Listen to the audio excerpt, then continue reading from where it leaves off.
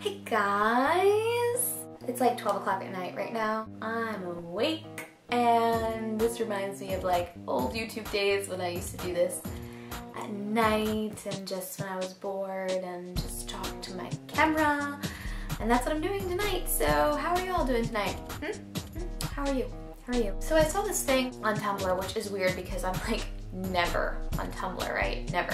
And it was about birth order, and I just thought it was so interesting because I read through it and it's talking about firstborn children and middle children and last children, and it was just like so true for me and kind of true for my family as a whole, because there's 3 kids in my family, so we have an oldest, a middle, and a youngest, and just the way that they described each one of them kind of fit my family to a T. So I kind of wanted to make a video about it and see what you guys think. Like, where are you in your family? Are you an only child? Are you an oldest child? Are you youngest child? And whether these descriptions, like, do they fit you too? And then I started thinking about fictional characters and whether fictional characters kind of follow along these rules. And of course, I was thinking about Harry Potter. So we're going to talk a little bit about whether Harry Potter characters fit their birth order descriptions. So I just wanted to talk to you guys about that tonight. Is that okay? Can we talk about that? Let's talk about that. All right, good. First thing I'm gonna do is read the descriptions of the birth order that I found. So listen for your birth order.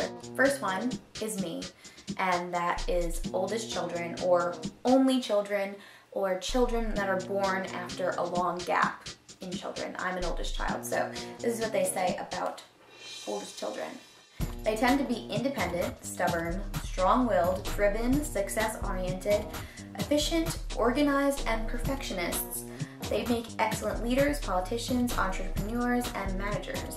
On the negative side, they tend to be more anxious, they have unrealistically high standards and expectations, be overachievers, and can be highly discouraged by perceived failures. So yeah, that's me. I'm like firstborn, kind of overachiever, kind of a little bit of a perfectionist, and I'm really not that bad. Those describe me, kind of. It's more how other people perceive me in my family. Like, compared to my siblings, I just feel like I'm the overachiever.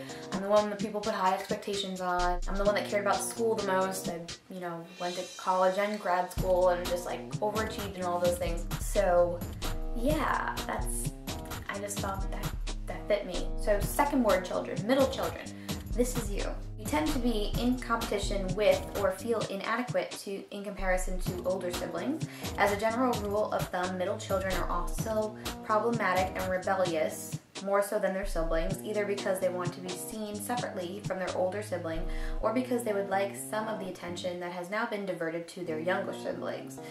However, they also tend to be creative, witty, self-sufficient, adaptable, flexible, have lots of good friendships, and are comfortable in a variety of social situations. So if you're a middle child, is that you? Youngest children are showered with attention and raised by parents who are more laid back than they were with their older children.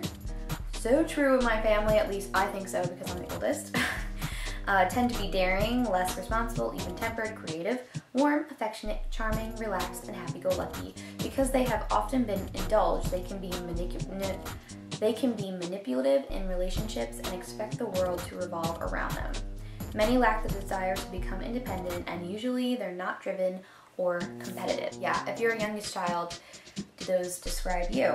I was thinking about this, and then I was thinking about Harry Potter, and I was thinking about, like, does this come into play in Harry Potter? Does it purposely come into play? Like, I'm sure authors, when they write characters, aren't thinking about birth order. Or maybe they are, I don't know. So first I started thinking about the trio, and so Harry and Hermione are both only children. So they're both oldest children. Hermione obviously fits that oldest children description. She's a perfectionist, she's success-oriented, she doesn't like any criticism, like all of those things. She fits it perfectly. And Harry too, to a certain extent. I think he's definitely less of a perfectionist than Hermione, but he kind of, this is why Harry kind of annoys me. He says he doesn't want attention, but whenever he gets negative attention, it bothers him. Like with Snape, he hates Snape. Anytime he's criticized by Snape or Snape criticizes his father, he gets really bent out of shape about it. So it is definitely independent, stubborn, and strong-willed, which are the first 3 things on the description for only children or oldest children. And then of course there's Ron, who is a middle child. I think he's a stereotypical middle child. He has issues about, you know, being overlooked, especially because his youngest sister is the only girl, so, you know, not only is the attention on her because she's the youngest, but also because she's a girl, and so he's kind of overlooked and wants to live up to how awesome his older brothers are and how awesome his best friend is, and he just has like all these issues because of this, and being a middle child, and wants to kind of show his own way, but also he's just funny, and he's just really good with his friends and super loyal, and all these things that middle children tend to be. So yeah, I think the trio definitely follows this whole thing. And then I was thinking about like other people in the series, like Dumbledore. Dumbledore is like so stereotypical first child, oldest child. I was thinking about like other characters like Luna and Neville and Draco, and